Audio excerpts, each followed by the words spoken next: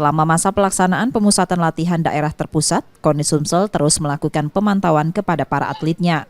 Dalam 3 pekan terakhir, KONI Sumsel melihat sudah banyak perkembangan dari para atletnya, mulai dari semakin kuatnya ikatan emosional hingga semakin membaiknya kondisi fisik dan kesehatan para atlet Sumsel ini. Namun rencananya pihak KONI Sumsel tetap akan melakukan tes fisik dan kesehatan ulang bagi para atletnya pada bulan Juli ini. KONI Sumsel mengakui hal ini perlu dilakukan karena ada kaitannya dengan program yang telah ditetapkan sebelumnya. Pihak KONI dan pelatih harus mengetahui kapasitas dari para atletnya.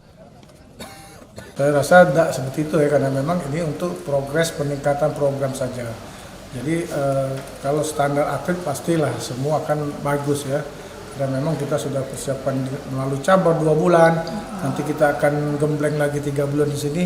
Ini mungkin menjadi acuan untuk kita apa-apa saja yang akan diberikan saran kepada pelatih dan atlet dalam rangka tercapainya tujuan daripada KONI Sumatera Selatan ini.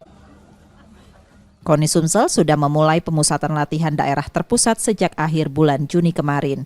Nur Muhammad, Kompas TV, Palembang, Sumatera Selatan.